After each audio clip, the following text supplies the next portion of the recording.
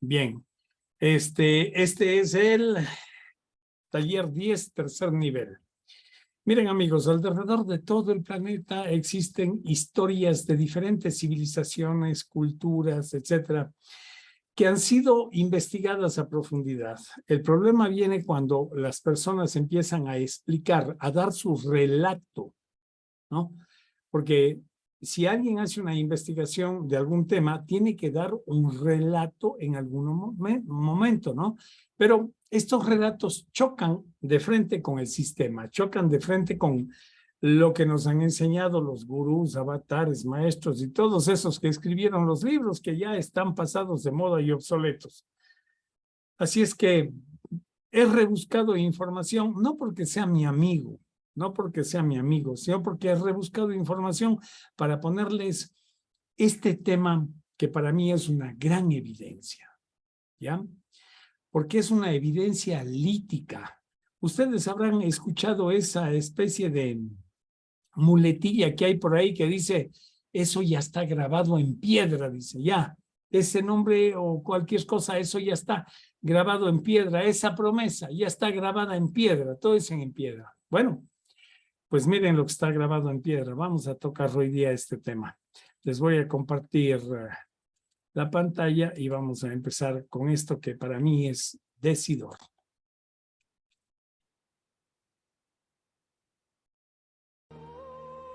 Fue aquí en Anaquena, al norte de la isla, donde aquel rey sabio y prudente desembarcó por primera vez.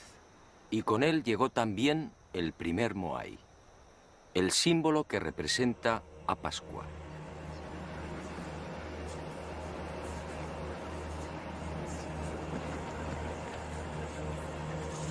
Mucho se ha escrito y difundido sobre estas colosales estatuas y el pueblo que las levantó. Sin embargo, esa amplísima bibliografía, más de 2000 volúmenes, no ha resuelto las grandes incógnitas que envuelven todavía a Tepito o Tejenua, el verdadero nombre de Pascua. El nombre dado a la isla por aquel rey sabio y prudente. Tepito o Tejenua, el ombligo del mundo.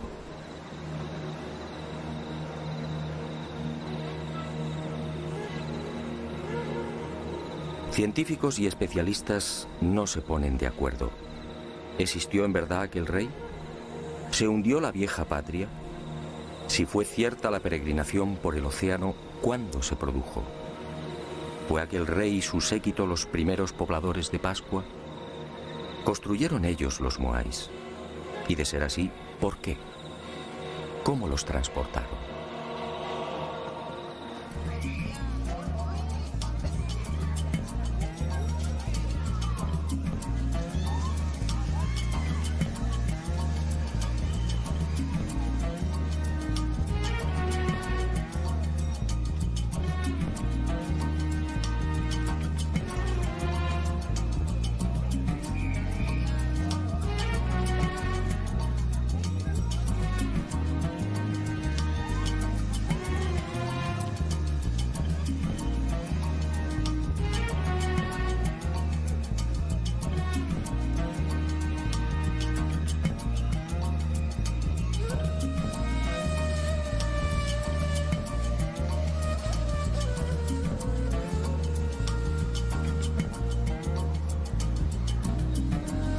En esta mi quinta visita a la isla de Pascua me propuse algo diferente.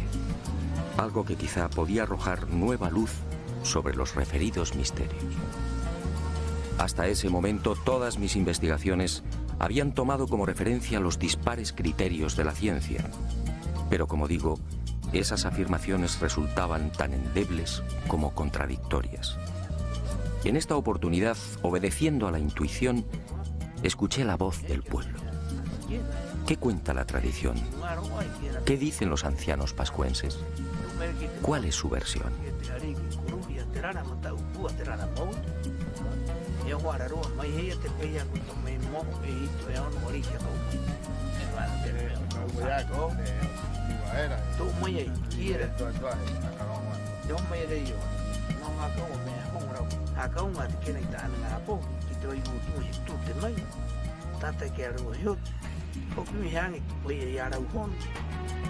Para los pascuenses o Rapanui, la historia de su pueblo transmitida de padres a hijos no ofrece la menor duda.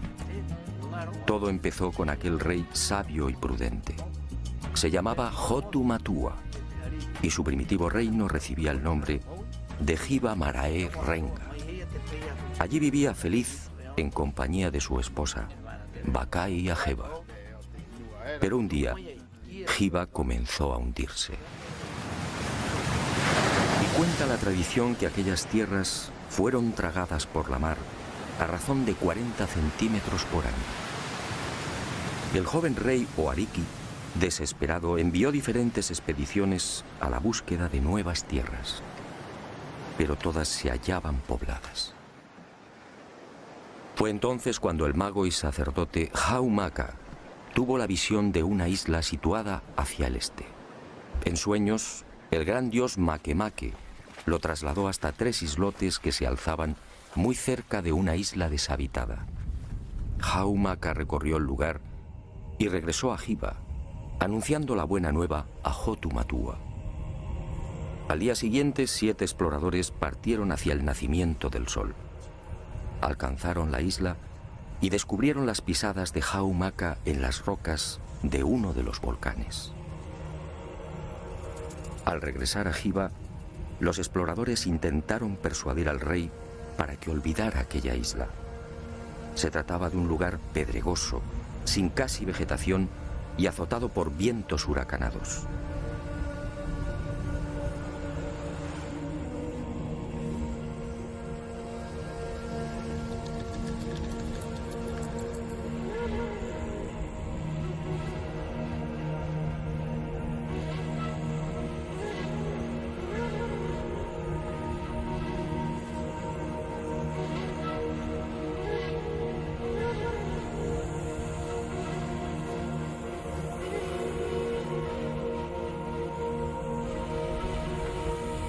Pero Hotu Matua, confiando en su dios, zarpó de Hiva en 2 grandes canoas.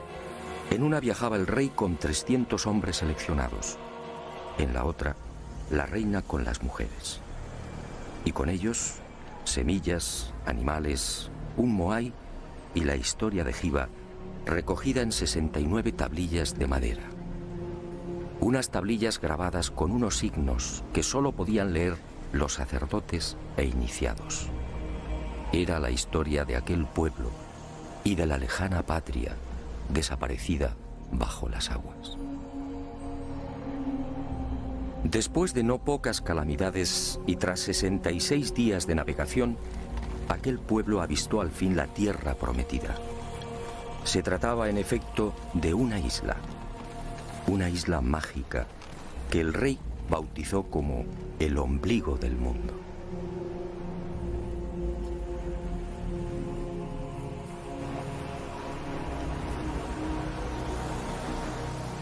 Tras rodearla, el rey y su séquito desembarcaron en una de sus playas. Y con ellos, la caña de azúcar, el plátano, el ñame, el taro, las aves y gallinas.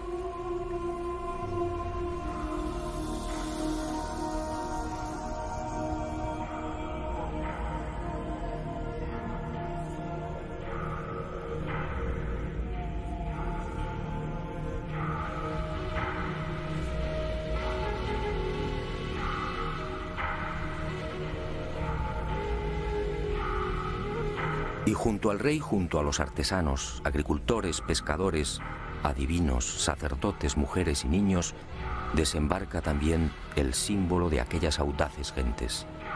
Un símbolo que ha perdurado hasta nuestros días. Un símbolo cargado de misterio.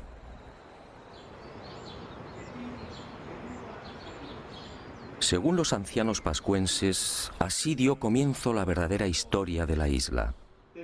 Este fue el primer poblamiento humano, una migración obligada que se remontaría quizás al siglo V.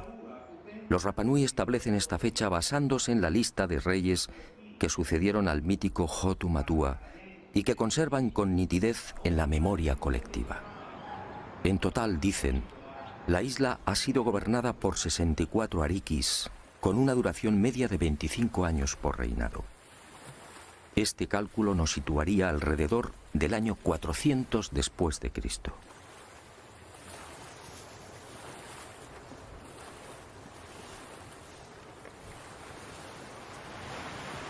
Algunos especialistas, sin embargo, fijan el desembarco de Hotu Matua y los Hanau Momoko, o gente delgada, en una época más reciente. Sea como fuere, en lo que sí coinciden científicos y Rapa Nui es en el hecho de que la isla se hallaba despoblada cuando Hotu Matua la pisó por primera vez. Y no es de extrañar, dadas las enormes distancias que la separan de las costas más próximas. De hecho, la única tierra que los pascuenses alcanzan a ver desde su isla es la luna. La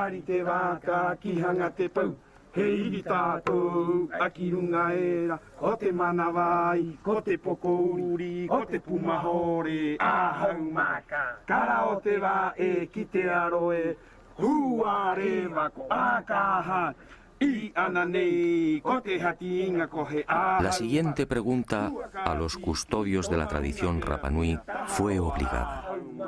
¿De dónde se supone que procedía Hotu Matua? ¿Existió realmente el país llamado Hiva? Para la mayor parte de los científicos, el hundimiento de esas tierras es pura leyenda. Para los pascuenses, en cambio, Hiva Marae Renga fue real. Así lo dice su historia. Y los ancianos cuentan que Hiva formaba parte de un gran continente situado hacia el suroeste y a 2 meses largos de navegación. Pero el océano se lo tragó y hoy solo es un lejano recuerdo. Y los Rapa Nui, agradecidos por el interés de aquel extranjero, fueron a revelarme un secreto que, según ellos, confirmaría lo que habían recibido por tradición oral.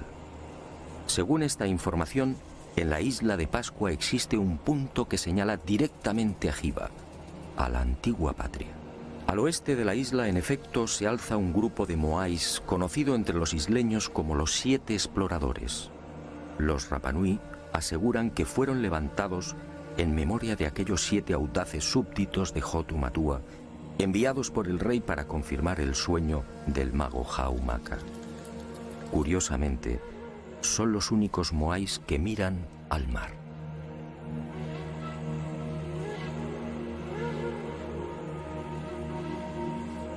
Estos 7 moais apuntan directamente al lugar donde, según la tradición, se hallaba Hiva, en las proximidades de Nueva Zelanda, exactamente en el rumbo 254.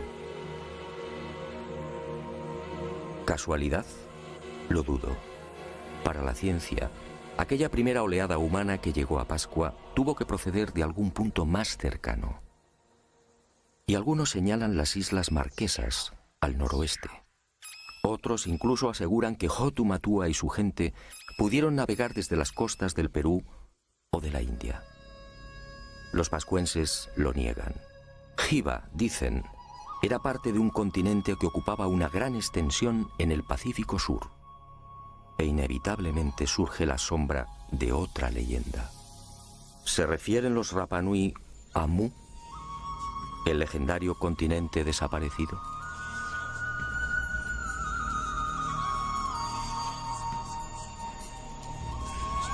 Lo cierto es que Hotu Matua y los primeros pobladores del ombligo del mundo, llegaran desde donde llegaran, trajeron consigo una cultura tan esmerada como desconcertante. Hoy, la isla de Pascua es identificada casi exclusivamente por sus moais.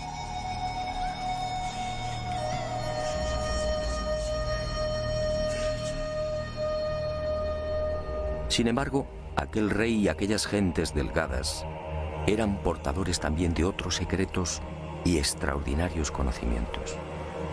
Una sabiduría incomprensible para aquel remoto siglo V.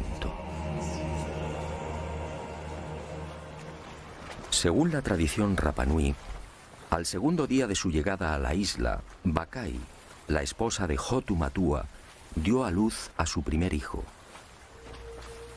Se trató en efecto de un parto submarino.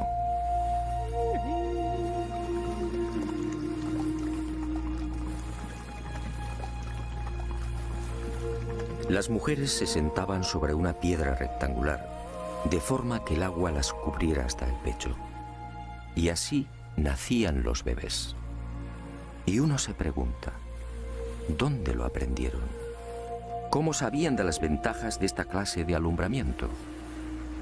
Fue en la primera mitad del siglo XX, y a título experimental, cuando algunos países nórdicos se decidieron a practicar el parto submarino. Y comprobaron que en estas especiales circunstancias, tanto la madre como el niño experimentan un menor sufrimiento.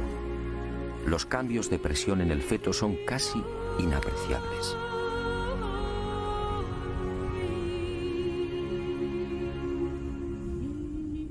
Con la llegada a Pascua de la civilización, o debería decir de la supuesta civilización, esta ancestral costumbre se perdió, como se perdería también otro ritual igualmente insólito y que, según la tradición, procedía de Giva. Las embarazadas eran trasladadas a la ciudadela sagrada de Orongo. Una vez aquí, los sacerdotes recogían el líquido amniótico, siendo utilizado por reyes y reinas para el cuidado de la piel y en las ceremonias de fertilización de la tierra. ¿Cómo sabían los primitivos pascuenses del poder regenerativo del apnio?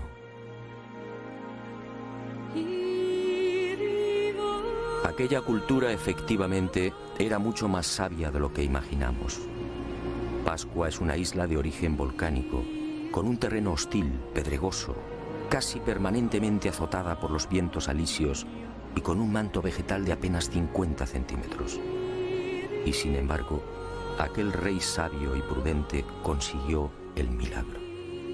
En Pascua floreció la caña de azúcar, el ñame, el plátano, el taro y el camote. ¿Cómo lo lograron? Muy pocos conocen el secreto del rey Hotu Matua.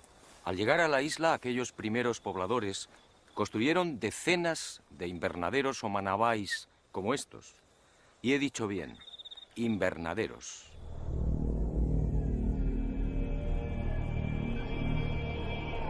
He aquí otra muestra de la sabiduría de aquel pueblo. Una sabiduría o un poder heredados de Giva. Las inclemencias y agresividad de la isla no fueron obstáculo para los recién llegados. Y levantaron los manabai, unos invernaderos excavados en el terreno de hasta 2 metros de profundidad y 20 o 30 de longitud. Un lugar que mantiene un especial microclima y que permite el crecimiento de toda suerte de frutos y hortalizas. Un milagro que los científicos no terminan de explicar. Y aunque la ciencia no tiene una respuesta satisfactoria, para los pascuenses, en cambio, la solución es tan simple como familiar. El milagro de los manabai fue consecuencia del poder del mana. El mana era un poder sobrenatural emanado del dios Makemake, una extraña y singular criatura que descendió de los cielos instalándose en la mítica Giva. Y aquel dios se cruzó con las hijas de los hombres, y de ahí nacieron los viejos héroes y los reyes. Y todos ellos disfrutaron del primitivo poder del dios, el mana. Una historia, por cierto, sobradamente conocida en otras culturas.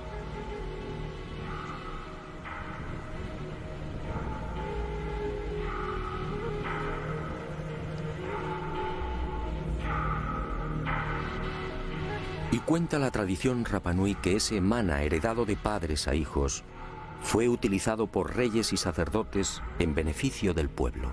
Ninguno de mis informantes supo explicar con precisión en qué consistía dicho poder sobrehumano. Todos, sin embargo, coincidieron en algo. Era como una fuerza, como una energía que modificaba personas y cosas. Cuando el rey extendía sus manos hacia la mar, peces y tortugas se multiplicaban, abasteciendo así a sus súbditos. Cuando el ariqui tocaba semillas o plantas, las cosechas prosperaban. Cuando lo hacía con los animales, la fuerza del mana los engordaba acelerando la reproducción. El propio nombre del dios, Makemake, no es otra cosa que un apócope o supresión de letras de la primitiva designación de la deidad. Manake, Manake. Es decir, el que disfruta de un poder más que excepcional. En definitiva, según los ancianos Rapanui, fue gracias al mana como sus ancestros lograron transportar los grandes bloques de piedra que cierran los invernaderos. No importaba peso o volumen. El mana, dicen, los hacía levitar venciendo así la gravedad. Y otro tanto sucedió con las extrañas construcciones que se alzan al sur de la isla, en el paraje conocido como Binapú. Otro de los grandes enigmas de Pascua, para el que los científicos tampoco tienen explicación. Aquí, desafiando toda lógica, permanecen los restos de un aju o altar, muy diferente a los 101 que se conservan a lo largo y ancho de la isla. Diferente, sí, por su estructura y por el peso y pulido de los bloques que lo integran. Bloques de duro basalto de hasta 11 y 12 toneladas perfectamente escuadrados. ¿Cómo lograron semejante perfección? Ni siquiera una afilada navaja puede penetrar entre sus paredes. Pero quizá lo que más sorprende de esta construcción es la extraordinaria semejanza con otros muros situados a miles de kilómetros. Sígame y juzgue por sí mismo.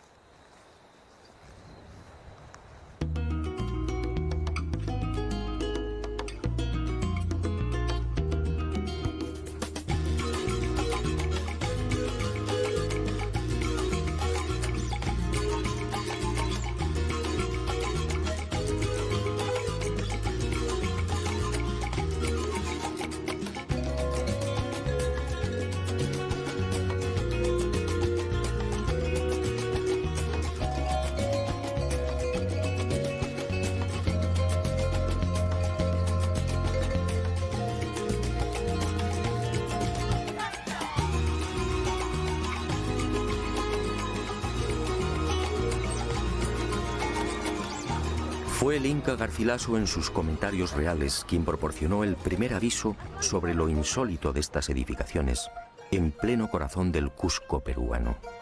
Parece como si alguna clase de magia hubiera presidido su construcción. Más parece trabajo de demonios que de seres humanos. Y llevaba razón. ¿Cómo explicar esta piedra de 12 ángulos? ¿Cómo entender el transporte y alzado de estas formidables masas de piedra? ¿Cómo las pulieron? ¿Cómo lograron ese milimétrico encaje, idéntico al de Binapú, en la isla de Pascua?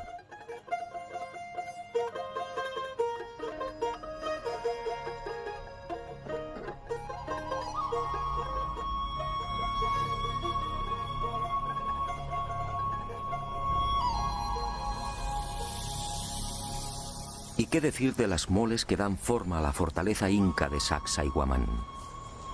Algunos de estos bloques superan los 5 metros y las 130 toneladas de peso. La técnica de construcción es prácticamente gemela a la que vimos en Pascua. ¿Cómo entender esta semejanza? ¿Pudieron los incas llegar hasta el ombligo del mundo? ¿Enseñaron a los pascuenses cómo diseñar y levantar estos muros? ¿O fue al revés?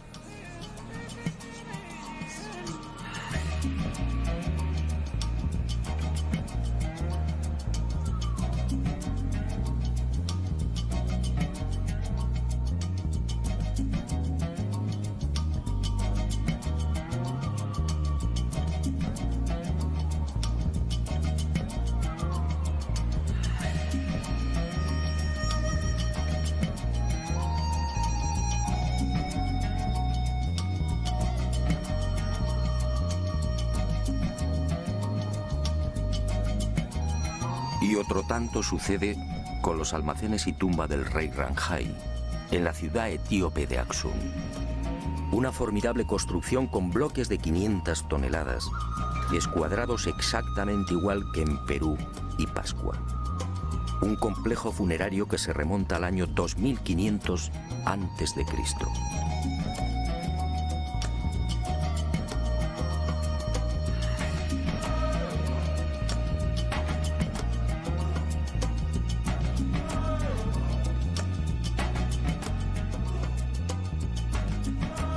Pero la sorpresa y el desconcierto se ven nuevamente superados cuando uno acierta a caminar por la meseta egipcia de Giza.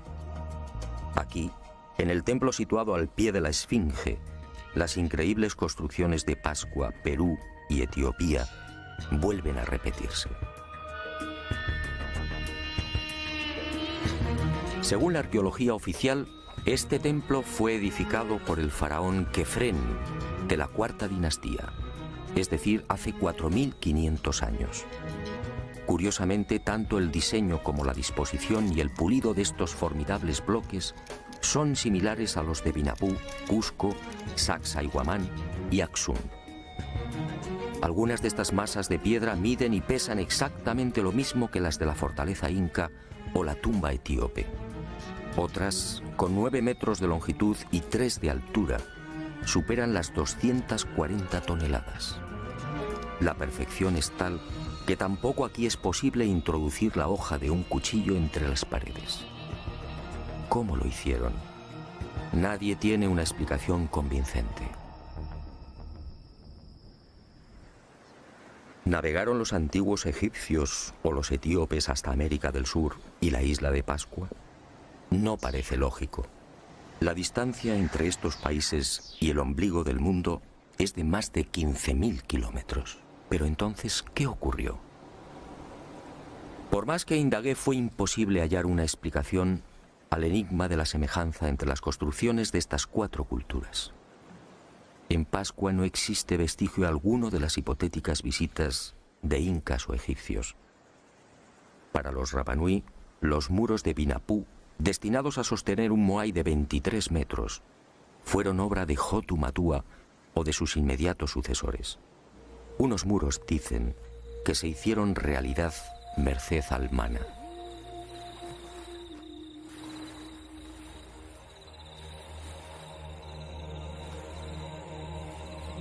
Hotu Matua. He aquí otro de los intrigantes misterios de Pascua. ¿Qué fue de aquel primer rey? ¿Qué fue del Ariki que fundó la cultura Rapa Nui y que trajo el primer moai? Según la tradición, Hotu Matua gobernó durante 20 años. Fue la época del máximo esplendor. Un periodo en el que se inició probablemente la construcción de las gigantescas estatuas y, sobre todo, el reinado del mana por excelencia. Todo en el soberano era mana, todo era sagrado. Nadie debía tocarlo. Su cabeza, cabellos y manos eran santos. No podía cortarse el pelo y tampoco las uñas. Sus manos solo tejían redes. Al morir, el cráneo era separado del cuerpo y adornado con pinturas o grabados. Pero este poder, el mana, se hallaba asociado a otro concepto, el tapu, es decir, lo prohibido. Cualquier persona u objeto que pudiera tocar el rey quedaba maldito. Y el tapu, un concepto del que procede la palabra tabú, ha llegado hasta nuestros días en la isla del fin del mundo. El pescador, por ejemplo, no puede comer los peces que captura. Las mujeres y niños Rapa Nui tienen prohibido el consumo de atún durante la época estival. Los pascuenses no deben pisar el terreno donde se ha enterrado un cordón umbilical. Nadie podía ver al Ariki comiendo o durmiendo. Los infractores del tapu eran condenados a muerte bien por el aplastamiento del cráneo o bien por la introducción en el recto de una antena de langosta marina. Un suplicio extraordinariamente doloroso que conducía indefectiblemente a la muerte.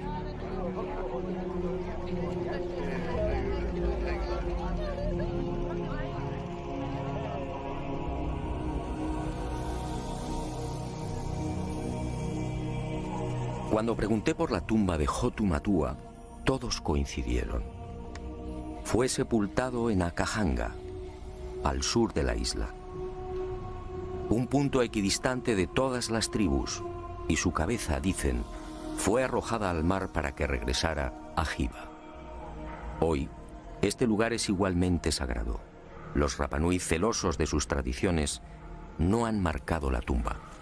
No desean intromisiones. Nosotros, gracias a una información confidencial de los ancianos Rapanui, conseguimos ubicar el punto exacto donde, al parecer, reposan los restos de Hotu Matua. Pero di mi palabra de no desvelarlo, una palabra igualmente sagrada. Y Hotu Matua trajo consigo la primera estatua de piedra, el primer Moai. En la actualidad nadie tiene memoria de aquella primitiva pieza. Probablemente fue destruida. Según la arqueología, en Pascua han sido catalogados alrededor de 1000 Moais. 400 se hallan enterrados o sumergidos en las aguas que rodean la isla. El resto se alza sobre un total de 101 ajus o altares estratégicamente repartidos por el interior y, sobre todo, por el perímetro costero.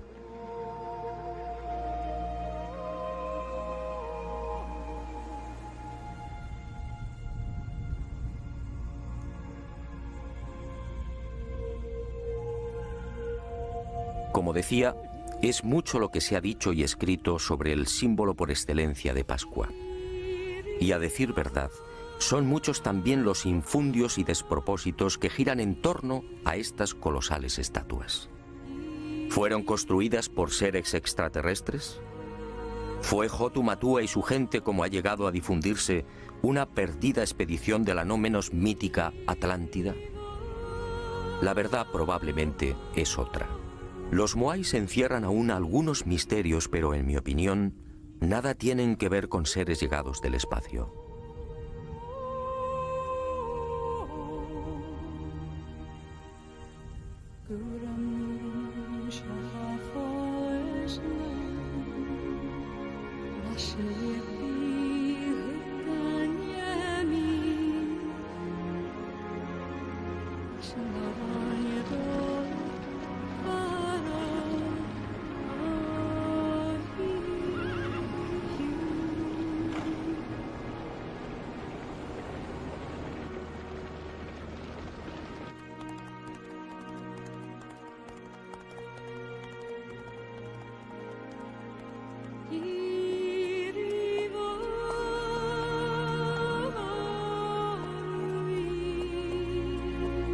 La prueba irrefutable del origen terrestre de los Moais se encuentra al este de la isla, en las faldas de un viejo volcán, el Rano Raraku. Aquí se han contabilizado 396 estatuas, muchas terminadas y otras en fase de ejecución. Aquí, en la llamada cantera de los Moais, se han encontrado los toki, las rústicas herramientas de basalto con las que se labraban. No hay, por tanto, la menor duda. Los Moais son obra humana. Otra cuestión es por qué los hicieron y, sobre todo, cómo los transportaron. Para los científicos, una vez más, no hay seguridad. Para los pascuenses, en cambio, la finalidad de estos colosos de piedra está muy clara. Se trataba sencillamente de la representación de reyes o personajes notables de la comunidad. La estatua era trabajada en la cantera. Una vez concluida, se dejaba deslizar por la pendiente y encajada en una fosa. Allí se remataba la espalda y se esperaba a que el propietario falleciera.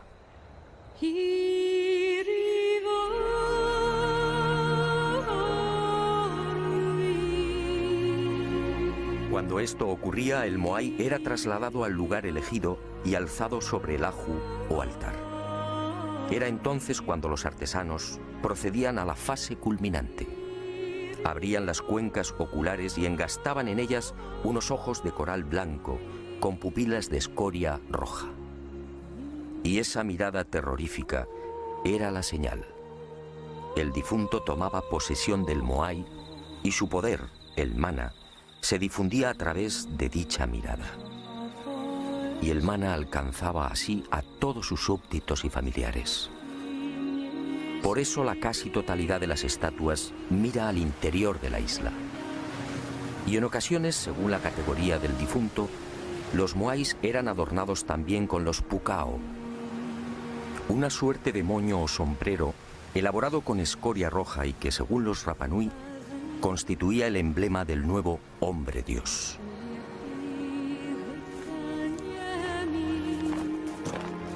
Y ahí justamente, en el proceso de traslado del Moai desde la cantera del Rano Raraku hasta su definitivo asentamiento, aparece el gran problema.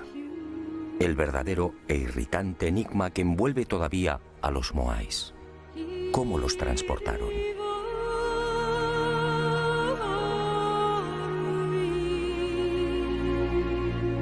La altura media de los casi 600 Moais que pueden contemplarse hoy en la isla oscila alrededor de los 4 metros, con un peso aproximado de 20 a 30 toneladas. Hay excepciones, como en los casos del Moai Paro, en la costa norte, con casi 10 metros de altura y 85 toneladas de peso. Y el Moai, a medio terminar, de la cantera del Rano Raraku. Este coloso de 22 metros de longitud habría llegado a pesar unas 250 toneladas. En el caso de los sombreros o pucaos, la mayor parte de estos cilindros supera las 7 y 8 toneladas. ¿Cómo se las ingeniaron los Rapanui para trasladar semejantes moles a lo largo de la isla y para elevar los tocados hasta 5 metros de altura? Durante décadas, científicos como Malloy, Schwarzkopf, Thor Heyerdahl y otros se han esforzado por demostrar que el citado transporte de los Moais no es en realidad un problema tan arduo o intrigante. Y han echado mano de las más peregrinas soluciones. Trineos de madera sobre los que descansarían las estatuas. Horquillas también de madera de las que colgarían los Moais. Cuerdas y rodillos y hasta caminos de paja por los que podrían haber sido desplazados los grandes colosos. La verdad es que estas hipótesis no convencen. En algunos casos, ese supuesto arrastre habría exigido cientos, quizá miles de hombres. En otros, el uso de cuerdas o maromas amarradas al cuerpo de las estatuas habría dañado irremisiblemente la palangonita, la frágil piedra volcánica con la que fueron labradas. El ejemplo más claro lo tenemos en el Moai de Tongariki. En 1982 fue expuesto en la ciudad japonesa de Osaka. Pues bien, a pesar del exquisito cuidado desplegado en su manipulación y transporte, las sogas lo dejarían marcado para siempre. Y me pregunto, si los antiguos pascuenses se valieron de cuerdas y rodillos para transportar los Moais, ¿por qué ninguna de las estatuas presenta las lógicas rozaduras? Pero el gran fallo de cuantos han intentado explicar el traslado de los Moais de forma convencional aparece al echar mano de la madera. ¿Rodillos? ¿Trineos? ¿Horquillas? ¿Estructuras en forma de V? Los científicos, al plantear sus hipótesis, dan por hecho que dicha madera era un bien abundante en la isla. Grave error. Los ancianos lo han repetido hasta el aburrimiento. Pero nadie les ha prestado atención. En Pascua, dicen los Rapanui, jamás hubo bosques. Y vulcanólogos y expertos en polen han terminado dándoles la razón. Hace 10.000 o 12.000 años, la isla padeció la última gran erupción volcánica. El Maunga Terebaka al norte entró en actividad y los ríos de lava arrasaron Pascua, sofocando cualquier vestigio de vegetación. Cuando Hotu Matua desembarcó en Anaquena, el ombligo del mundo era un paraje casi desolado. El único arbusto presente en la isla era el toromiro, de apenas 1,30 metros de altura y 30 centímetros de diámetro.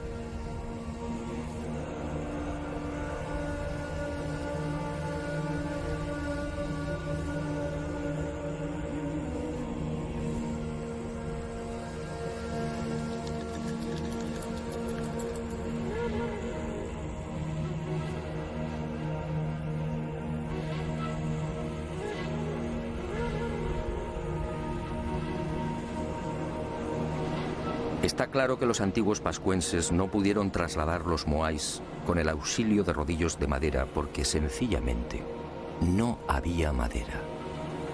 Y el enigma aparece de nuevo. Si el toromiro no era suficiente para la elaboración de esos más que supuestos cientos o miles de rodillos, ¿cómo los transportaron? La respuesta de los Rapanui siempre es la misma: con mana. Era el poder más que excepcional del rey o de los sacerdotes el que levantaba las estatuas en la cantera, desplazándolas por el aire. Llegado el momento, cuando el propietario del Moai fallecía, el cortejo se ponía en marcha. El Ariki utilizaba su mana y el gigante de piedra se alzaba como una pluma, obedeciendo las órdenes del rey o del iniciado de turno. Y así viajaba hasta el lugar fijado por el difunto.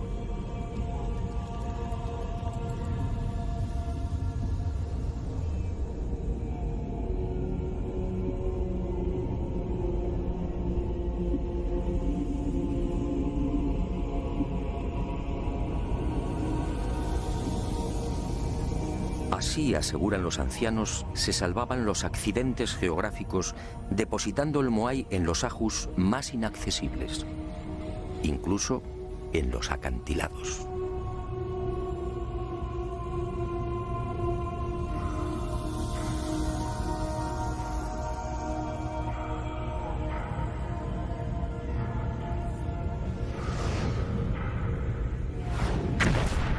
Pero esta versión, obviamente, no cuenta para los científicos.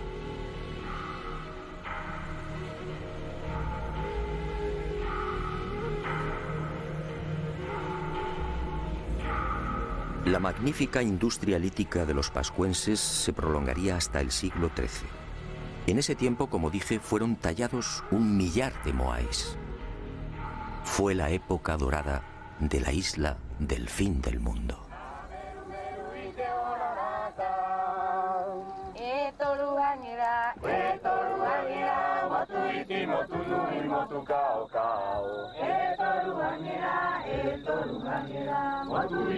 Pero un buen día, hacia el año 450, sucedió algo imprevisto. En la isla desembarcó una segunda oleada humana. Eran los Hanau Epe, unos individuos corpulentos que terminarían provocando el gran desastre. Eran muchos, cuentan los ancianos Rapanui, y se instalaron en el Poike. Y allí vivieron durante siglos. Y los Hanau Epe, mal llamados orejas largas, se mezclaron con los primitivos pobladores. Pero en el año 1680 estalló el conflicto. Y unos y otros guerrearon hasta que los invasores fueron exterminados.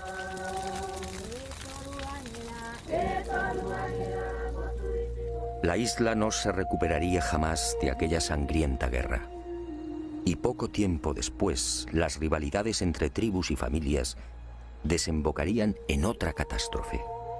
Una parte del pueblo se rebeló contra la tiranía del rey, ensañándose con los símbolos del poder, los moais. Y muchas de las estatuas fueron derribadas. Y así han permanecido hasta hoy. Fue el final de los colosos de piedra y del mana. Desde entonces, los moais solo son un recuerdo. Pero un recuerdo que perdurará por miles de años. Yo desapareceré de este planeta, ustedes también lo harán, y esos moais permanecerán y permanecerán y permanecerán. Siempre que vemos evidencia en piedra, podríamos decir que es la evidencia más perdurable que existe en la naturaleza. Porque tiene miles de años que nadie los puede datar, pero que siguen dando un mensaje. ¿Quién los hizo? ¿Por qué? ¿Para qué? ¿Cuál es el mensaje? Historia perdida en el tiempo. Y vendrán historiadores y vendrán muchas personas a dar sus opiniones, sus conceptos y estarán a lo mejor cerca de una verdad que lastimosamente no la vamos a comprender en esta vida, mis queridos amigos. Es una gran evidencia. Esto lo podríamos llamar como evidencia lítica, ¿no? Bueno, para mí está bastante completo. Si alguien tiene alguna pregunta, adelante, por favor. Bien, desde que yo era pequeño, se tomó como referente, y esto lo he querido esperar hasta el último momento, se ha tomado como gran referente siempre las pirámides de Egipto, que no son 3, son 60. Pero las 3 más publicitadas turísticamente hablando son Keops, Kefren y Miserinos, que están ahí nomás cerca del Cairo, ¿no? En Egipto. Entonces, pues ha tenido gran difusión, han explotado el turismo y todo eso, y nos trae un montón de interrogantes. El resto de las pirámides están alrededor de Egipto, pero en centros militares. Son 60 las pirámides. Claro que no con la misma envergadura que estas 3, pero son pirámides también. ¿Qué son?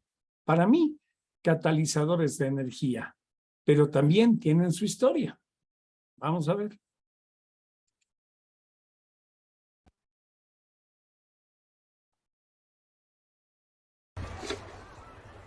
Keops, Kefren, Micerinos, el símbolo de Egipto, la última de las 7 maravillas del mundo antiguo.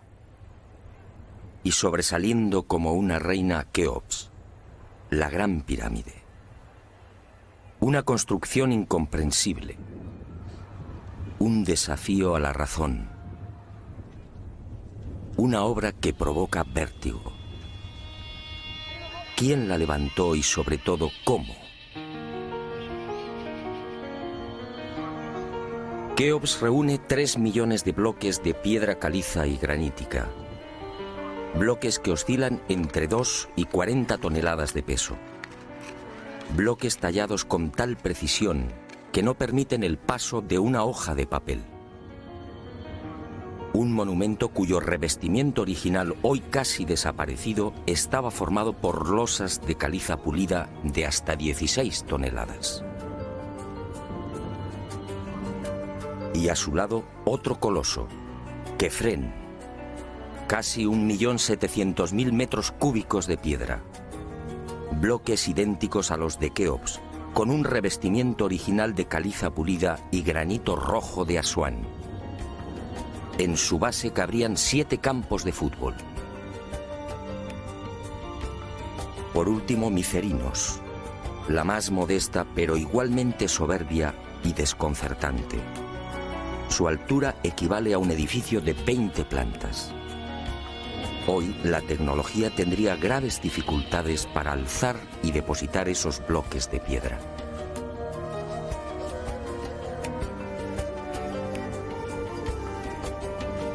A la vista de estas mareantes cifras, el mundo se pregunta, ¿cómo lo hicieron? Para la arqueología oficial no hay duda. Las pirámides de Giza fueron obra de los faraones y se levantaron hace 4.600 años.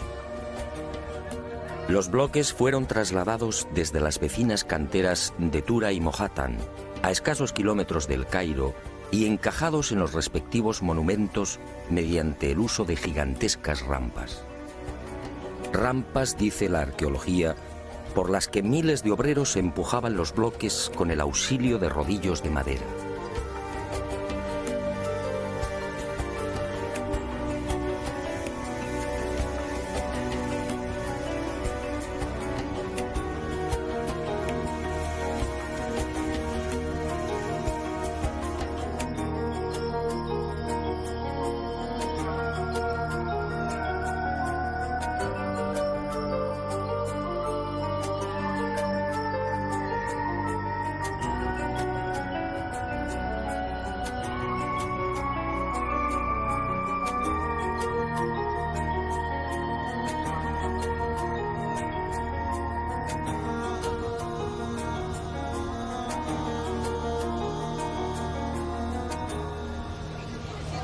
Pero la célebre teoría de las rampas, divulgada en el siglo XX por el arqueólogo alemán Ludwig Borchardt, no termina de convencer a cuantos hemos tenido el privilegio de pisar la meseta de Giza y contemplar estos 3 millones de bloques. Y son 2 las razones que ponen en entredicho la versión oficial.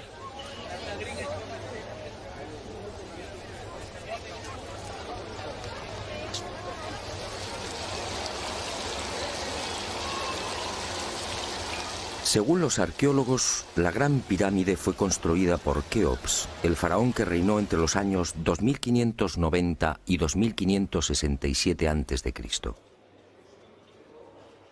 Basta un sencillo cálculo para comprobar que en esos 23 años de reinado, los trabajadores tuvieron que mover y elevar hasta las correspondientes hiladas un total de 357 bloques por día. 357 moles de piedra con pesos que oscilan entre 2.000 y 40.000 kilos. 357 gigantescos sillares en 12 horas.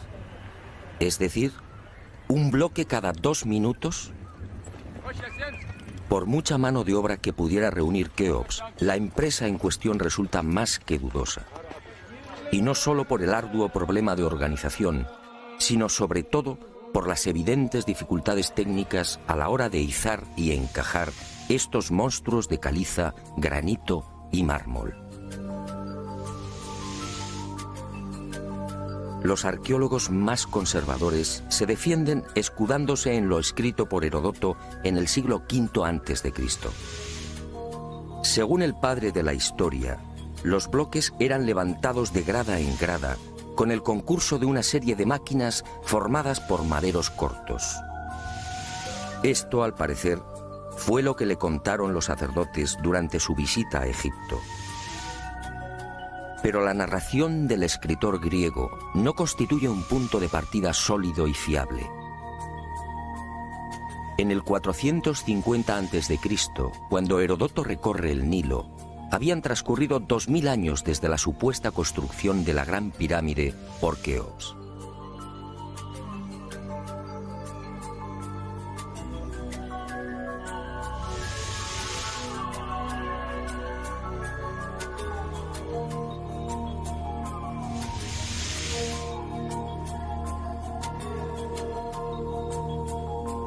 Heródoto no menciona las rampas, ni se atreve tampoco con el espinoso problema de los 357 bloques por día. Heródoto cuenta lo que le contaron. ¿Es esto una prueba científica para determinar cómo y cuándo se levantó la Gran Pirámide?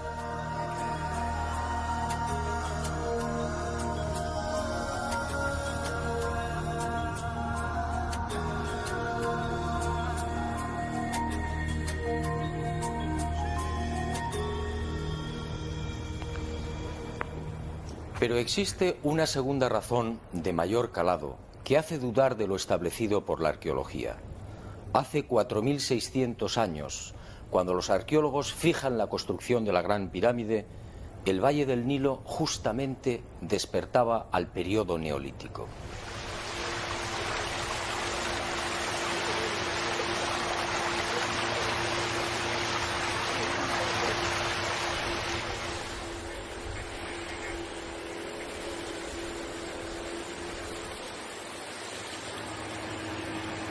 En otras palabras, tanto en el sur, en el Alto Egipto, como en las regiones del Fayum y del Delta Occidental, los habitantes malvivían en chozas de juncos y adobe.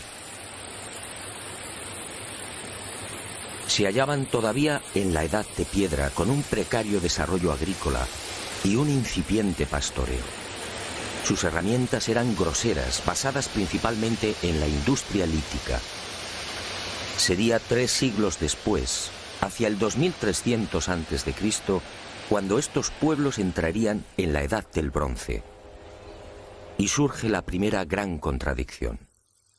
Si Egipto cambia la piedra por el bronce en el 2300 a.C. aproximadamente, ¿cómo pudieron levantar la Gran Pirámide 300 años antes? ¿Con qué herramientas? ¿Con qué clase de conocimientos? ¿Cómo explicar semejante salto cualitativo?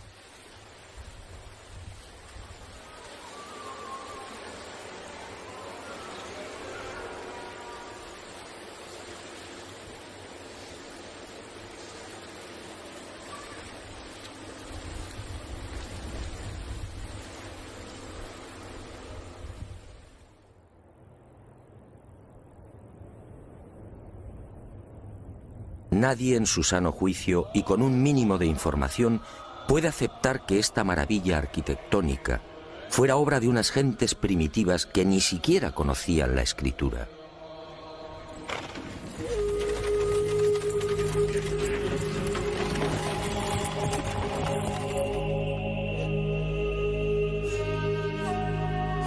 El testimonio de Heródoto, en efecto, deja mucho que desear.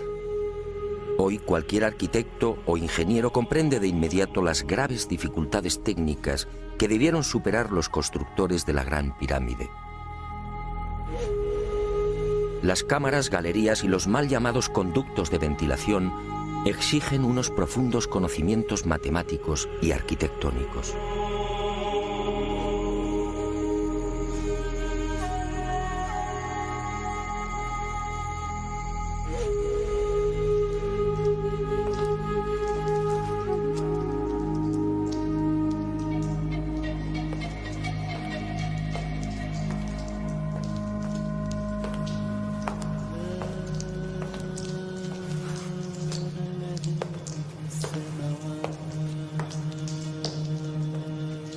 Basta echar un vistazo a las toscas herramientas con las que, según los arqueólogos, se construyeron las pirámides para comprender que algo falla en esta historia.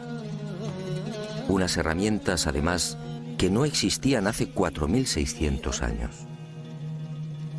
Es que estos mazos, niveles, bolas de dolerita, escuadras, trineos de madera y regletas sirvieron para establecer las asombrosas proporciones de la Gran Pirámide. ¿Cómo explicar, por ejemplo, que la desviación de la orientación norte-sur de sus caras no supere los 3 minutos 20 segundos hacia el oeste? ¿Cómo explicar la increíble perfección de la angulación de los bloques de revestimiento? Hoy solo podríamos alcanzarla con instrumentos ópticos. ¿Cómo entender que hace 4.600 años aquellos pueblos neolíticos dispusieran ya de una medida tan perfecta como el codo? Como es sabido, solo en la era espacial se ha podido comprobar que el metro estaba mal medido. Su longitud en realidad es algo más de lo que siempre habíamos creído. El metro exacto tiene una longitud de 1.047. Pues bien, 2 codos egipcios equivalían exactamente a 1.047. El metro de la era espacial. ¿Cómo lo lograron? Pero las dudas y contradicciones no terminan ahí.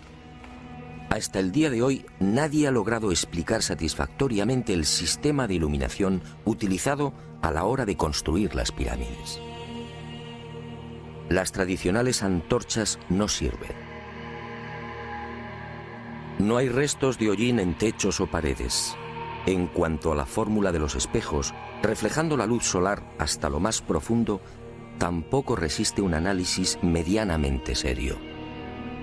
El movimiento del sol obligaría a los constructores a una penosa labor de permanente rectificación.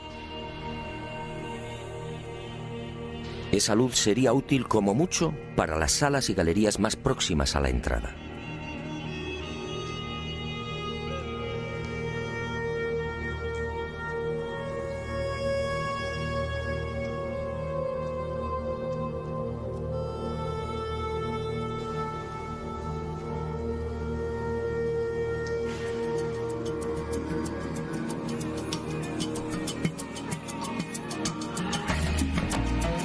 Las explicaciones de los arqueólogos tampoco convencen cuando alguien pregunta por el método utilizado para cortar los enormes bloques de granito. ¿Herramientas de cobre? Eso sería como intentar cortar una mesa de mármol con unas tijeras.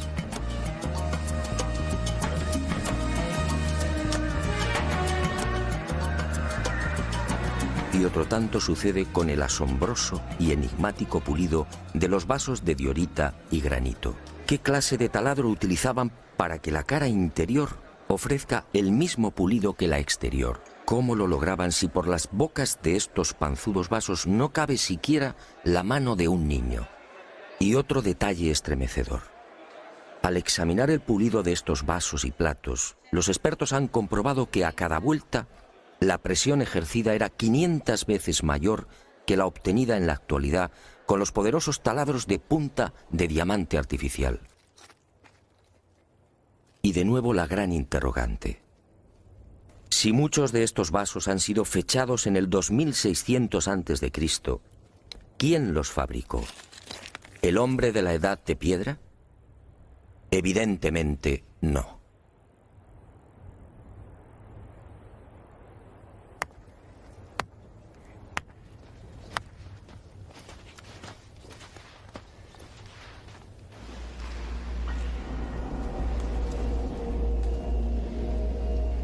¿Y quién fue capaz de un pulido como el que presenta el supuesto sarcófago de la pirámide de Keops?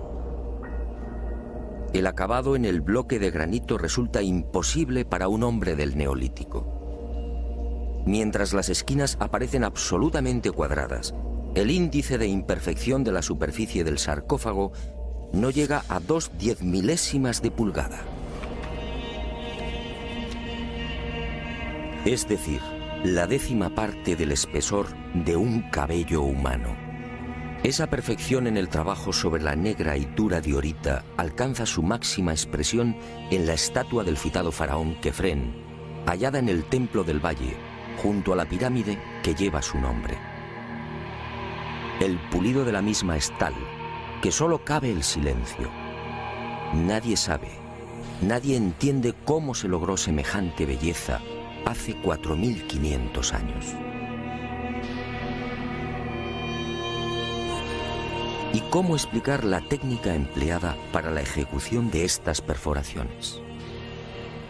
Son perfectamente visibles en muchos lugares del Egipto faraónico.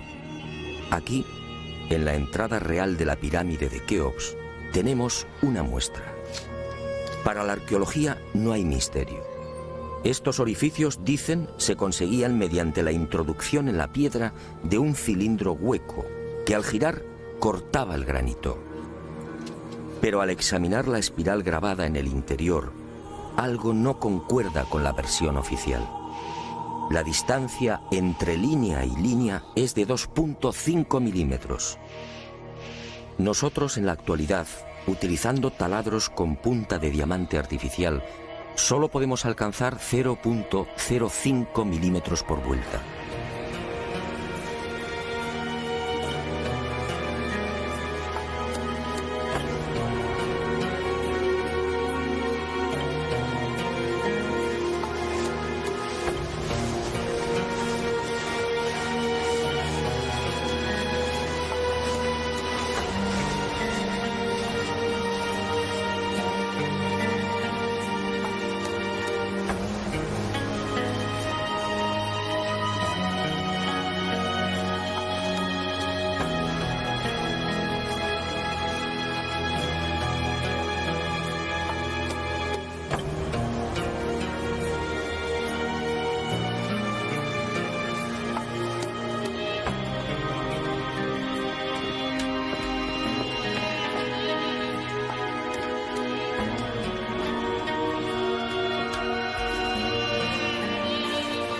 ¿Cómo desarrollaban aquellos primitivos egipcios semejante presión y fuerza con un simple cilindro hueco?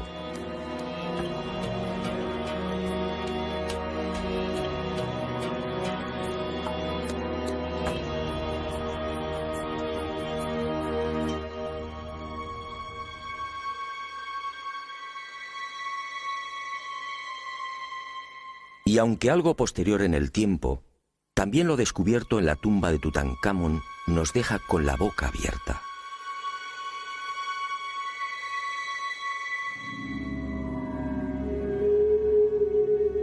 Cuchillos inoxidables,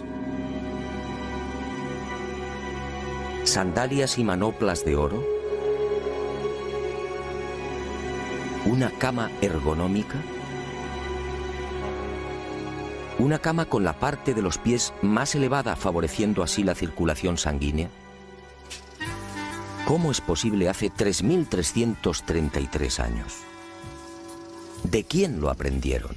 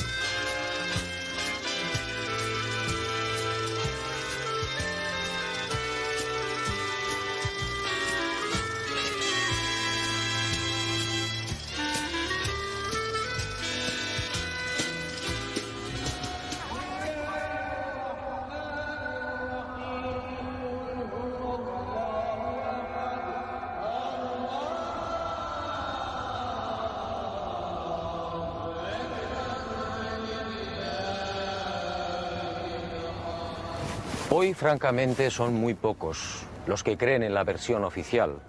Hace 4.600 años, los pueblos que habitaban esta región no estaban en condiciones de imaginar siquiera este portento arquitectónico. Pero entonces, ¿quién levantó las pirámides?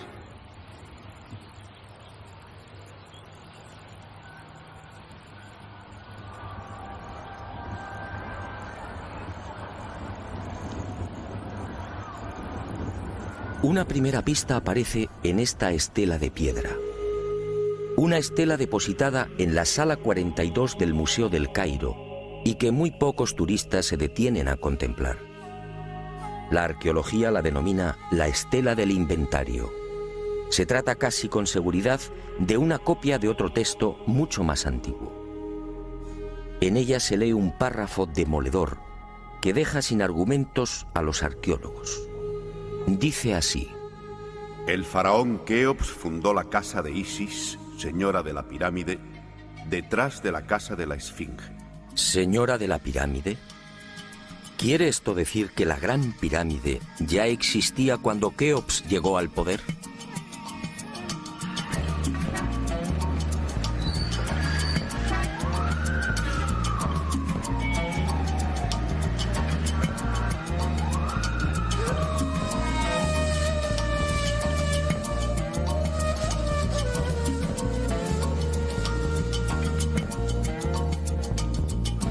La segunda pista, mucho más espectacular, se encuentra a casi 3.000 kilómetros del Cairo.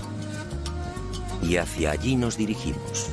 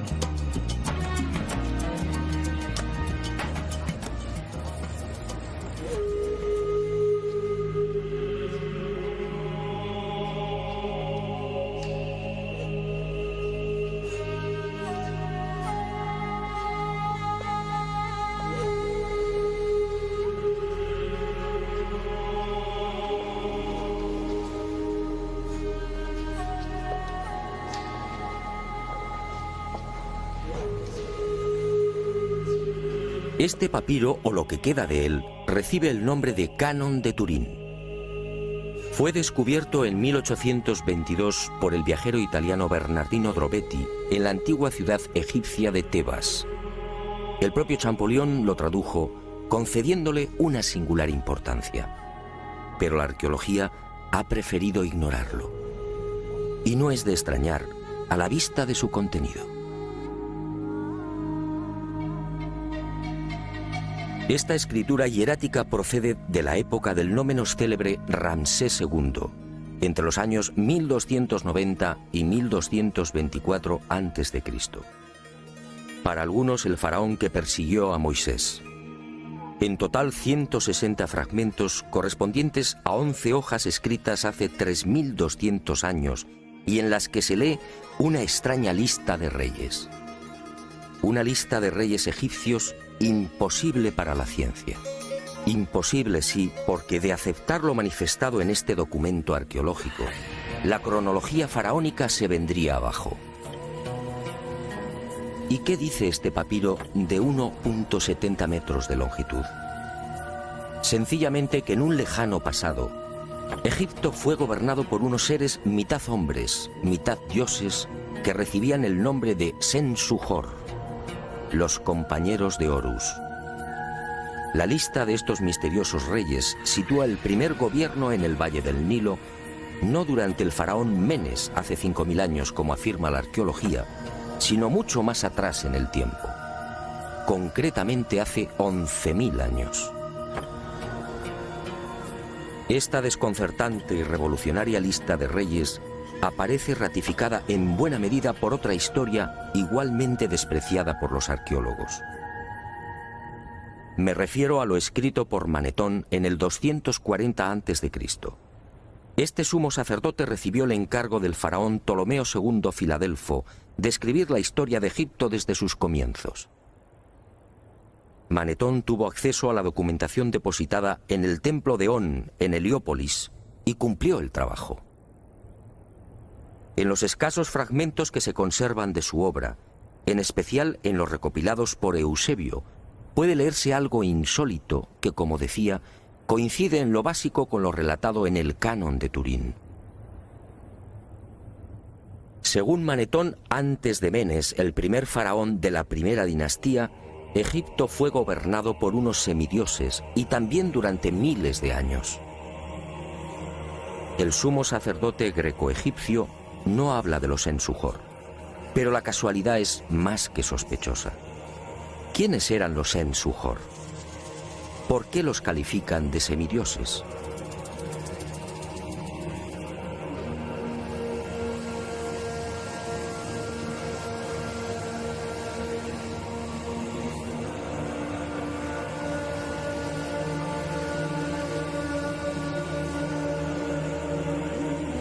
Para los arqueólogos más conservadores, los Ensujor y la información suministrada por Manetón son pura fantasía. Y aparentemente tienen razón. Si Egipto fue gobernado hace 11.000 años, ¿dónde están las pruebas y los vestigios arqueológicos que deberían delatar a esas culturas? ¿O están ahí? ¿No será que la arqueología no los quiere ver?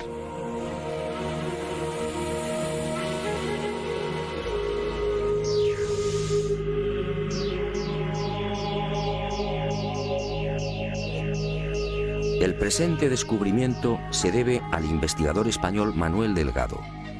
Él fue el primero en percatarse de lo que guarda el nuevo Museo Nubio. Todo un hallazgo que ofrecemos en primicia y que una vez más nos hace dudar de la cronología oficial. Este huevo de avestruz fue descubierto en la tumba 96 del cementerio 102 en Nubia por el arqueólogo inglés Cecil Malaby Firth. El hallazgo tuvo lugar en 1907, pero dada su naturaleza, fue silenciado. Alguien dibujó sobre él y lo depositó junto al cadáver. Evidentemente se trataba de un objeto muy querido por el difunto. En una de las superficies pueden apreciarse los dibujos de un avestruz y algunas plantas. En la opuesta, oh sorpresa, otra escena imposible: el curso del río Nilo y las siluetas de unas construcciones muy familiares: las 3 pirámides de la meseta de Giza. El hallazgo de este huevo de avestruz no tendría mayor importancia, de no ser por un pequeño gran detalle. Según los investigadores, los restos humanos de la citada tumba 96 se remontan a la cultura Nagada I, es decir, alrededor de 7.000 años. 7.000 años. Algo en efecto no cuadra. Si la arqueología afirma que las pirámides de Giza fueron levantadas hace 4.600 años, ¿cómo es que aparecen dibujadas en una sepultura de hace 7.000? Pero las pruebas que apuntan a un pasado mucho más remoto de lo que pretende la egiptología no terminan ahí. En 1991 volvió a encenderse la polémica. Esta vez el protagonista fue Abu el-Hol, el padre del terror, nombre dado por los naturales de la región a la mítica esfinge.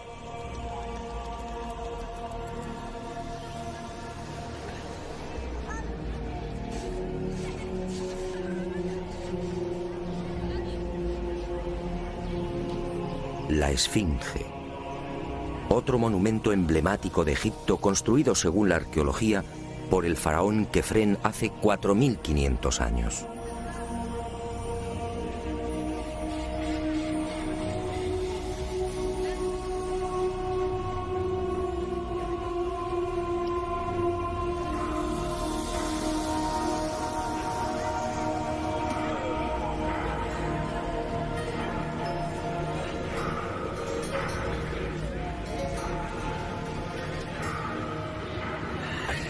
Lo que hoy podemos contemplar tiene escasa relación con la estampa original. En el pasado se hallaba totalmente pintada. El cuerpo de león en rojo y el tocado de la cabeza en azul, con rayas horizontales en amarillo. Portaba una barba postiza y por delante de esa barba aparecía una estatua a tamaño natural. Durante la invasión de los mamelucos, la esfinge fue cañoneada y la nariz destrozada. ¿4.500 años? ¿Por qué la arqueología sitúa la construcción de la esfinge en esa época? En primer lugar, por el parecido del rostro con algunas de las estatuas de Kefren. Y además por el hecho de hallarse muy próxima al templo funerario de dicho faraón. Aunque parezca increíble, eso es todo.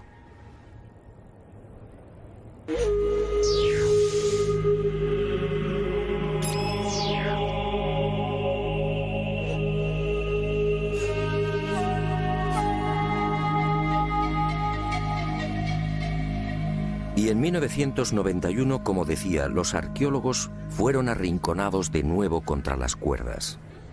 Un equipo de la Universidad de Boston, dirigido por el geólogo Robert Scotch, dio a conocer un estudio que retrasaba la construcción de la esfinge en varios miles de años. Mediante la utilización de ondas sonoras y micrófonos especiales, los geólogos norteamericanos exploraron las rocas que forman parte de la esfinge. El resultado fue asombroso.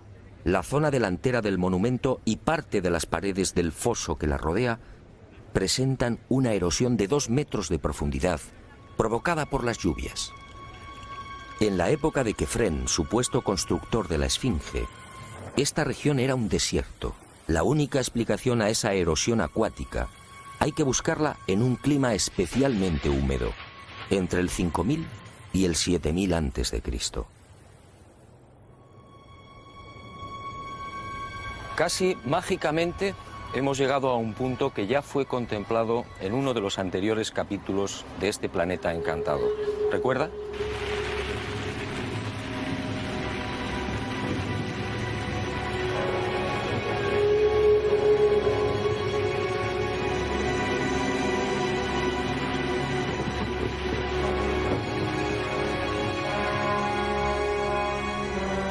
Al hablar del Gran Jardín, pudimos comprobar cómo todo el norte de África, hace unos 12.000 años aproximadamente, se vio sometido a un dramático cambio climático. En otras palabras, la Universidad de Boston acertó.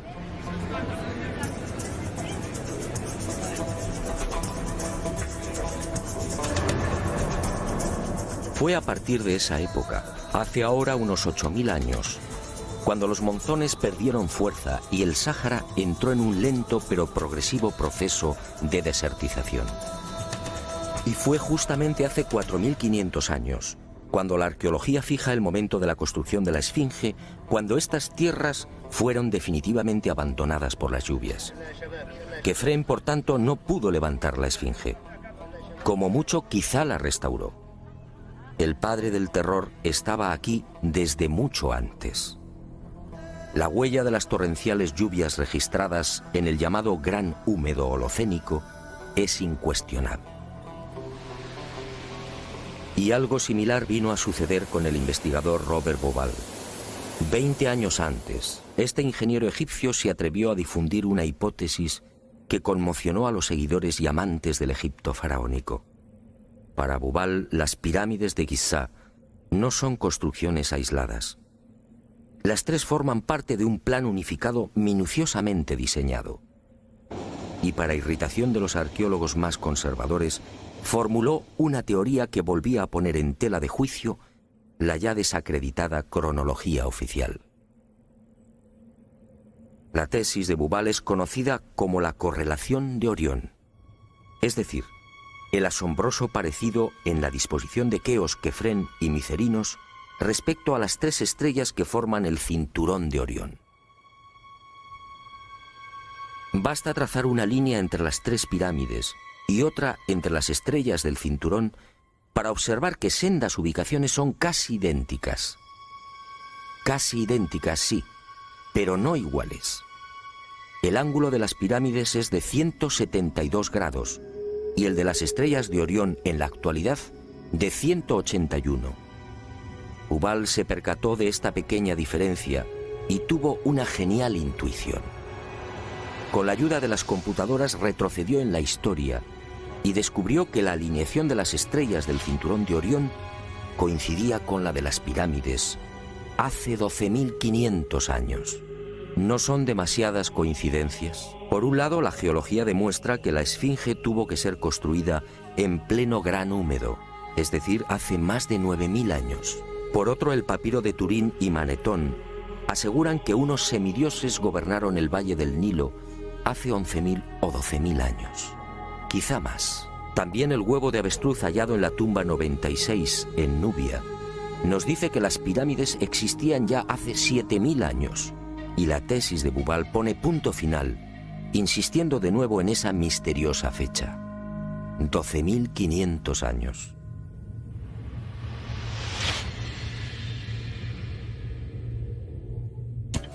Si 3 indicios constituyen una prueba, ¿qué podemos pensar cuando al menos se contabilizan 5?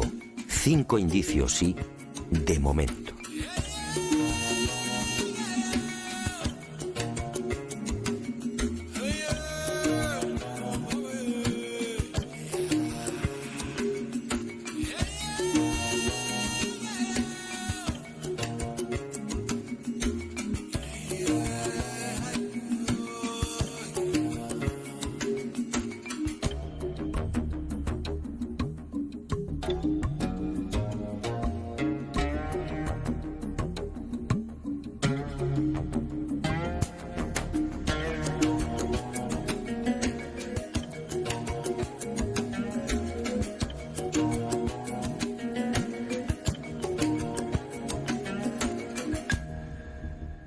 No, las pruebas que contradicen la versión de la arqueología oficial no han concluido. ¿Recuerda usted esta pintura? Fue descubierta en el Tassili argelino. Según los arqueólogos, tiene una antigüedad aproximada de 5.500 años, probablemente mucho más. Se trata, en mi opinión, de un carro egipcio. Pero ¿cómo es posible? ¿Un carro egipcio a 2.500 kilómetros del Nilo? ¿Un carro egipcio antes de que existiera Egipto? Si la arqueología dice que el primer faraón de la primera dinastía empezó a reinar 4.920 años antes del presente, ¿cómo explicamos esta pintura, datada mucho antes? No fue la única. En mis investigaciones por el Sáhara pude descubrir cientos de ellas. En 1982, una síntesis de los trabajos de Henry Lott sacaba a la luz un total de 600 carros pintados o grabados. A estos hay que sumar otros 400, distribuidos por Mauritania, Marruecos, Argelia, Libia, Mali y Níger. Más de 1.000 carros pintados o grabados a 2.000, 3.000 y 5.000 kilómetros del Nilo. ¡Qué extraño! Carros y conductores típicamente egipcios. Perfiles, tocados y vestiduras son elocuentes. Carros y personajes egipcios en el corazón del Sáhara. Cuando interrogué a los arqueólogos, la mayoría se encogió de hombros.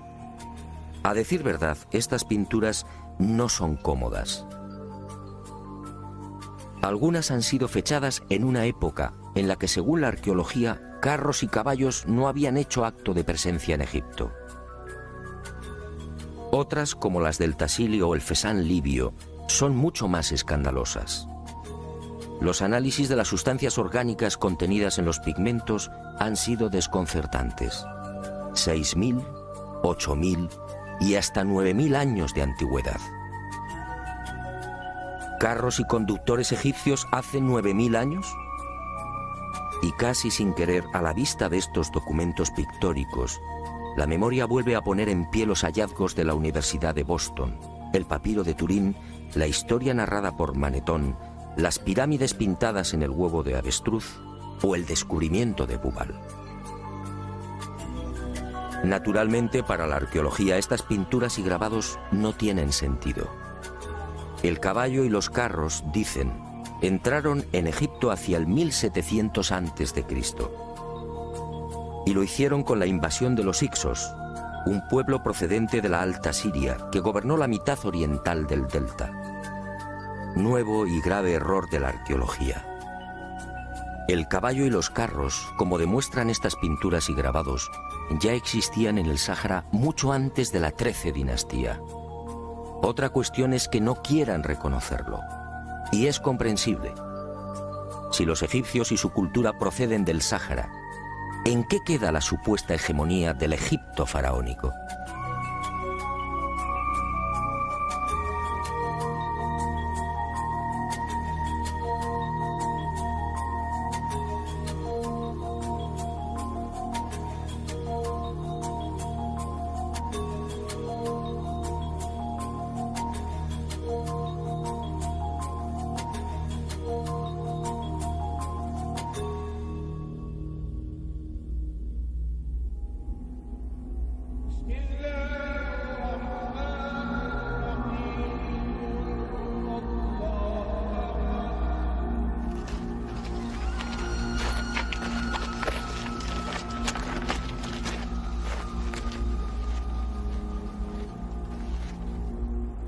Pero las imposibles pinturas egipcias en el Sáhara, a 2.500 kilómetros del Nilo, no se limitan a carros al galope. Otras, para desconcierto e irritación de la arqueología, presentan escenas muy diferentes. Ofrendas. Personajes adornados con el ureus, la serpiente sagrada sobre las cabezas. Barcas igualmente egipcias. Vestimentas similares a las que lucen faraones y sacerdotes. Individuos de perfil al más puro estilo egipcio. Pinturas todas ellas muy anteriores al Egipto faraónico.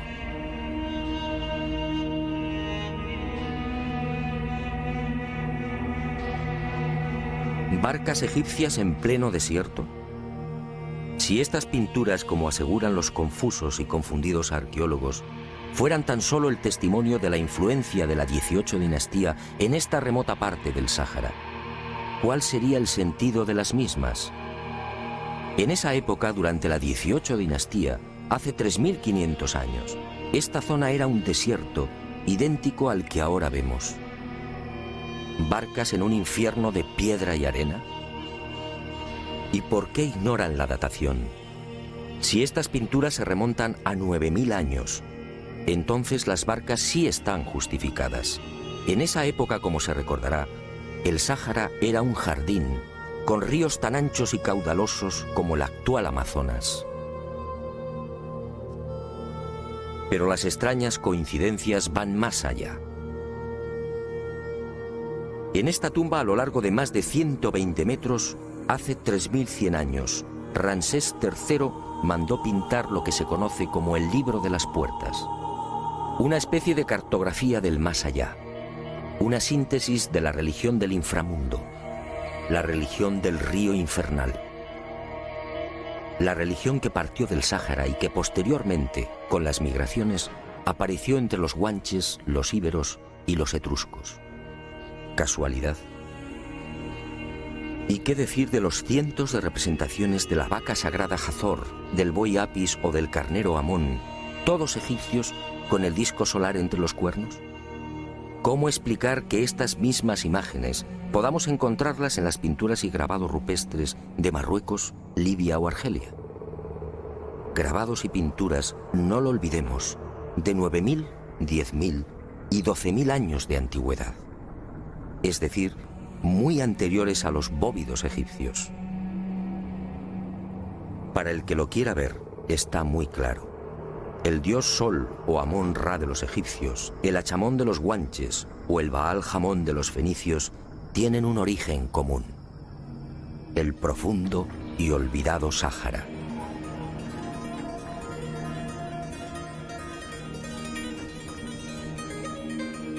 Puede que Herodoto y Diodoro de Sicilia tuvieran razón. Egipto, el Egipto faraónico, fue obra de los dioses. Ha llegado el momento de ser valiente. Para mí, hace 9.000 o 10.000 años, quizá más, alguien no humano descendió en el Gran Jardín, en el Sáhara Azul, y puso en marcha una gran cultura. Una civilización intuida en una lengua, una religión y unas costumbres comunes.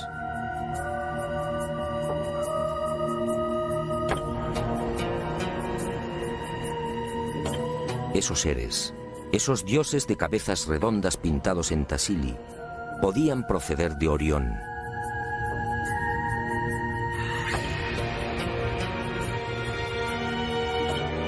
Y ellos, o sus descendientes, levantaron estas magníficas e imposibles construcciones.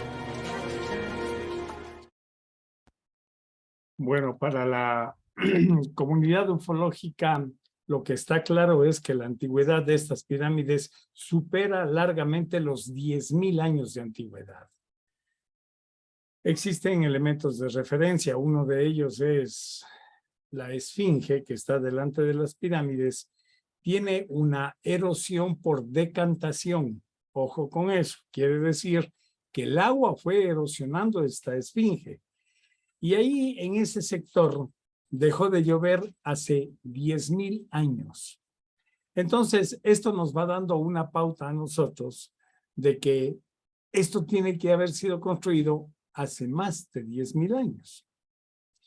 A veces, la lógica que nosotros podamos aplicar para demostrar estos datos no son suficientes para los historiadores que han pasado toda una vida sosteniendo teorías. Recuerde que la ufología es dinámica, la ufología no está estancada. Ayer, si alguien de ustedes vio el programa Navegantes del Cosmos, les mostramos algo que confirmó que yo lo había dicho hace unos 6 meses atrás, ¿no? Y es que los eruditos de la astronomía sostenían de que el Big Bang se había dado hace 15.000 millones de años, pero que Hubble en algún momento, y eso lo escondieron los astrónomos, en algún momento Hubble captó una estrella que la dataron en 37.000 millones de años. La pregunta es, entonces, ¿a qué estamos jugando? Yo diría que cada persona tiene que sacar su propio criterio. Todavía hay personas que siguen pensando que nadie ha ido a la luna. Todavía hay personas que siguen pensando que la Tierra es plana.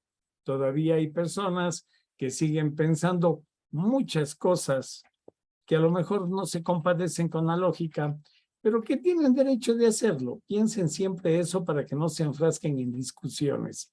Discutir por estos temas no vale la pena, de hecho no tiene ningún sentido, porque ninguno de ustedes estuvo cuando hicieron las pirámides.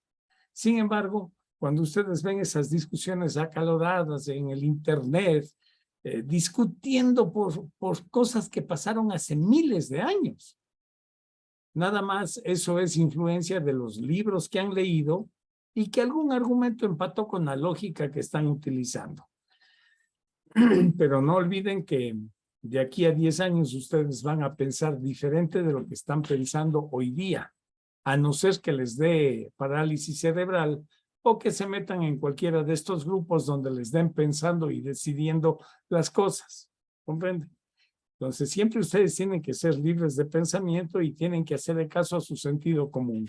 ¿Qué es el sentido común? Es la coordinación de varios factores que tiene su cerebro. El principal factor es la capacidad de discernir. Hoy usted debe tener una capacidad de discernir X. Dentro de 10 años va a discernir de otra manera. Ojalá no se dejen atacar por la tecnología. Bueno, mis queridos amigos, han dado un gran paso. Terminamos el 3er nivel. A partir de mañana vamos a empezar a hacer la paquetería, que mañana sería el miércoles, el jueves. Si hasta el viernes no les ha llegado sus paquetes, me escriben, por favor. Y bueno, aquí nos veremos previo a la prueba para que vayan al 4.º nivel. ¿Alguien tiene alguna pregunta? Adelante, por favor. Buenas noches, Jaime. Dígame, David. En cuanto a todo el taller, una evidencia también podría ser los híbridos que supuestamente habitan entre nosotros. Hay 200 evidencias más. Ya. Lo que hemos tratado de hacer este rato, no vayan a creer que esto es lo único, ¿ah? Lo que hemos tratado de hacer este rato es ponerles a ustedes lo que más pulula en el sistema, de lo que más a ustedes les van a preguntar. Siempre les van a preguntar, por ejemplo, de las pirámides de Egipto. Siempre, cuando estén en una conferencia, lo que sea, van a decir, hey, ¿qué pasó? ¿Comprende? O sea, de las cosas que para nosotros más a mano tenemos, se las ponemos. Ya les hemos dicho, cuando terminen el 5º nivel, se darán cuenta que no hemos llegado ni al 20% de lo que debería extenderse la ufología. Acuérdense que estamos siendo parte de un proceso que algún día estará socializado. Y bueno, pues ustedes han sido parte de esto y se habrán dado cuenta de que existe una realidad completamente diferente, al menos si pasa lo que pienso que va a suceder dentro de muy pocos años, creo que ustedes van a estar mejor preparados para soportar una nueva realidad. ¿Alguien tiene otra pregunta? Ah, antes de que me olvide, envíenme por favor sus direcciones. No tengo la dirección de ninguno de ustedes. Envíeme toda, escuchen, voy a repetir. La dirección completa y un número de teléfono de contacto a donde tenemos que enviar por Servientrega su paquete. Por favor, no olviden eso, es importante. ¿Ya? Yo no me quedo con ninguna dirección, con nada, absolutamente nada. Nosotros terminamos el nivel y eso se borra todo, se fue, se acabó. O sea, yo no tengo para qué estar reteniendo aquí la información de ustedes, ni la dirección, ni el correo, ni nada. ¿Ok? Entonces, tomen en cuenta eso, mis queridos amigos. Bueno, si no hay otra pregunta, eso sería todo. Aquí nos despedimos. Espero verles pronto y recuerden, estoy tan lejos como un correo electrónico. Cuando tengan cualquier pregunta, cualquier duda, adelante. No tengan problema, ¿ok? Me llaman, me escriben, ¿ya? Bueno, gracias por estar ahí, amigos. Han dado un gran paso, nos seguiremos viendo. Les mando un fuerte abrazo. Buenas noches.